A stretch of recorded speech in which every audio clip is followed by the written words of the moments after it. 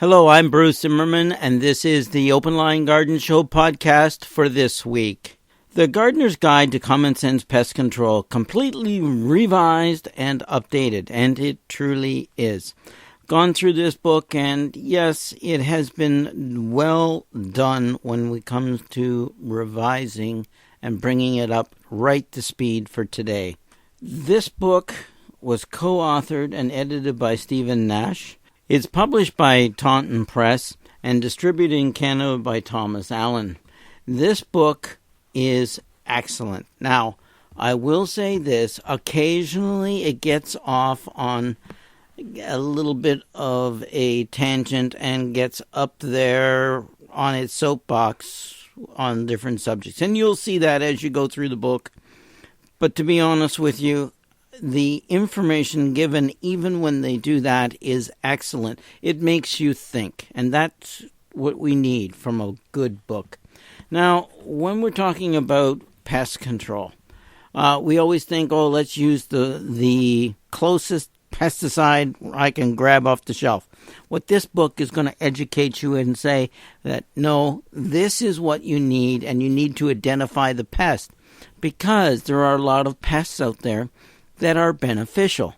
Being a beneficial pest, they will be looking after your garden, not going and, of course, eating your plants. So we have to make sure we can identify the good and the bad bugs. And this book will do that with color pictures. When it comes to color pictures and graphics in here, there's lots of them. It covers things like sustainable landscape gardening, the principles of IPM, natural pest controls, where we're talking about climate, weather, food, pathogens, predators, parasites, and all kinds of other natural controls. And integrated pest management, IPM, there's a whole section on it, but it's not going to beat you over the head with it. It is important that you read that section, and sometimes I think it's better to read that section first than the others, and then take it from there. The beneficials are excellent. In the different parts and sections, there is a huge number of chapters in this book, always dealing with different aspects. So, least toxic lawn pest management, how to look after it. Pests for food and ornamental gardens. Pests for shade trees. Weed control. Garden design and maintenance as an aspect of pest control.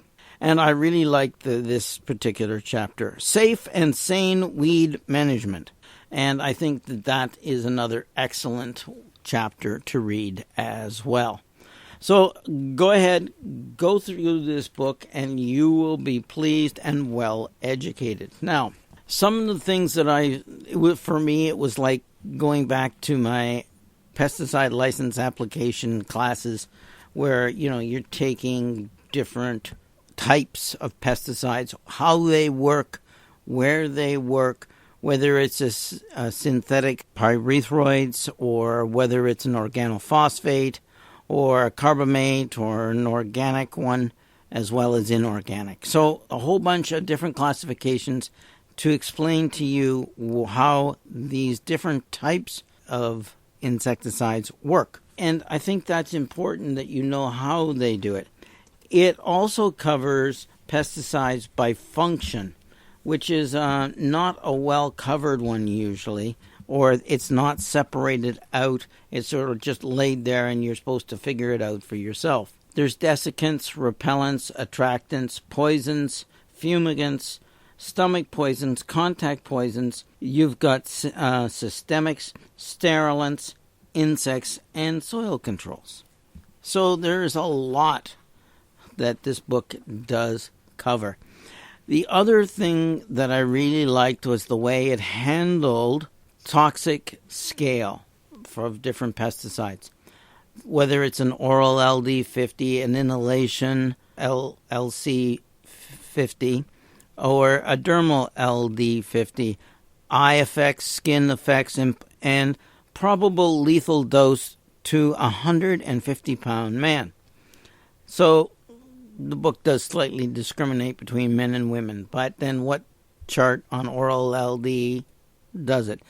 Let's put it this way. Let the men get tested, okay, ladies? So don't, this is one place where you don't want to be equal. Just remember, usually women have a different biology than men, so these things could be more detrimental to you or less detrimental. And I always like to err on the side of caution. So we'll say that they are. It also covers rates of absorptions of pesticides in the body. So it goes over the different areas of the body, and it gives you a very simple graph chart that is going to show you where pesticides are the most likely to be absorbed or not absorbed. And we won't get into it, but let's put it this way.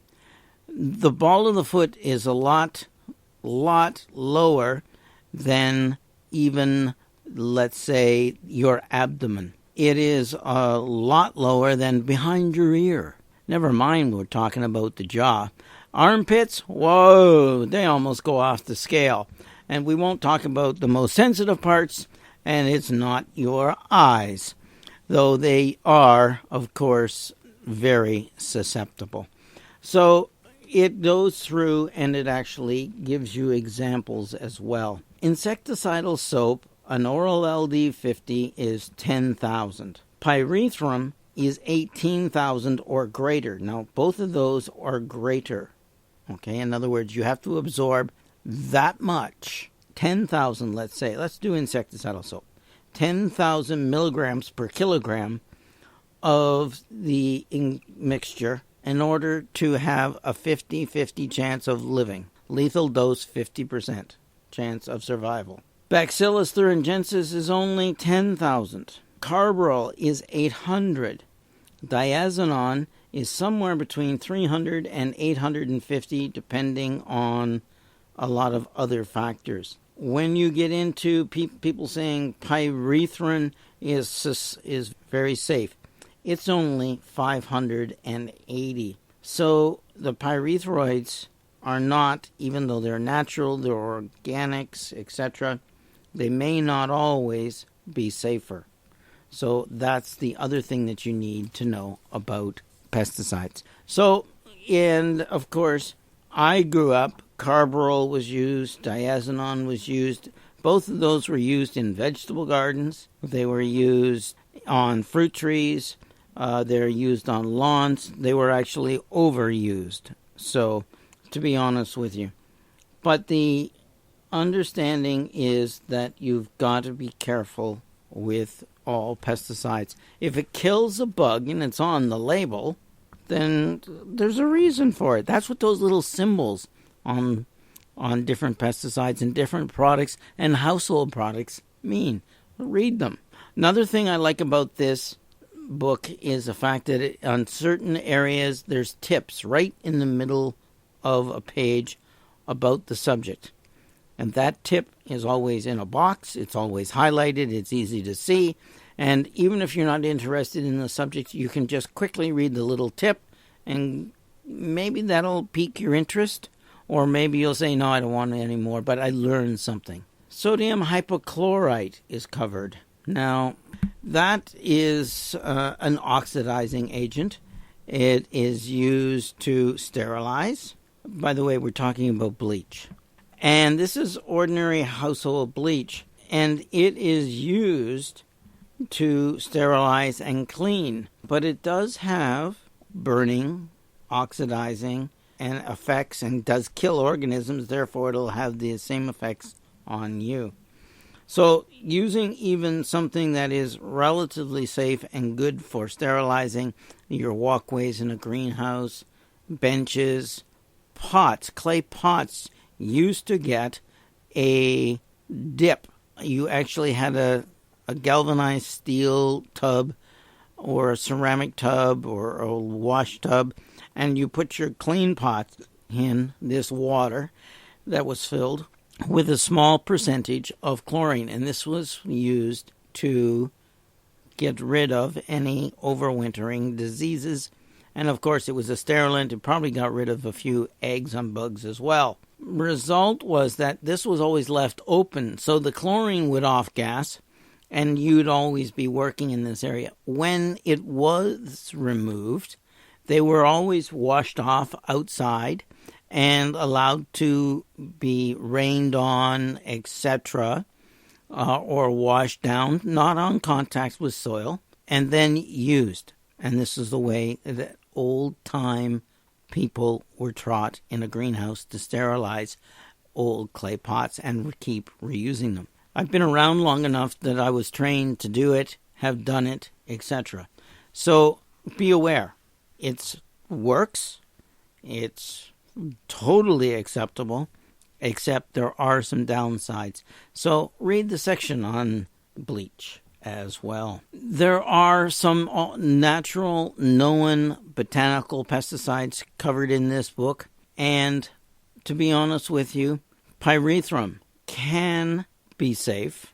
Everybody thinks it is, but the oral LD50 on pyrethrum is only 200, which means it makes it more deadly than a lot of the pesticides that you grew up with. But as a dermal, then it's above 18,000. So it's low. So it depends on the method of absorption as to whether you have and how much it takes to kill you. So it goes in. That's just one example of the active ingredients and the sources and the oral LD50s for some of the well-known botanical pesticides. It's all covered in this book. The book is, in my opinion, one of the best I've ever seen. It covers pheromone lures and traps. It covers sticky cards, where you are checking the bugs that are captured to identify them, to see how many are actually in an area, whether or not it's an acceptable level to release a biological predator or a spray, or whether you need to do a spot spray in this part of the garden or the greenhouse and not in others. So they're not used in the garden as much because they pick up, of course, dust, but the best ones are the dry to the touch. And if you can get the dry to the touch yellow sticky cards, I would get those ones as well. I think you'll find the results you get are much more accurate for outdoor use.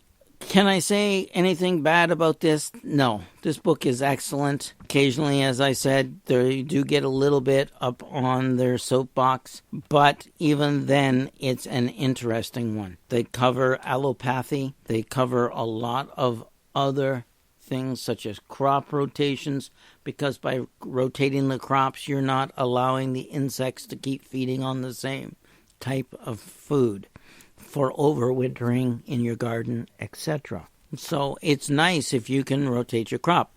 If you've got a magnolia, you can't exactly move the magnolia tree, but you have to be able to control magnolia scale so it doesn't go to all the others, but you can't move the tree. So there are different methods, etc.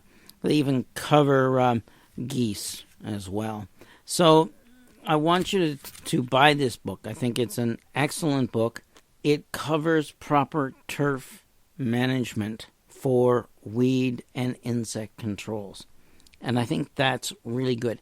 It also even goes down to the recommended mowing heights for all the different turf grasses, whether it's red fescue, zoysia grass, Bermuda grass, bent grasses, tall fescue, St. Augustine grasses, Canada bluegrass, perennial rise, etc. All covered. And it's covered by the seasons, because spring and fall are not summer mowing heights.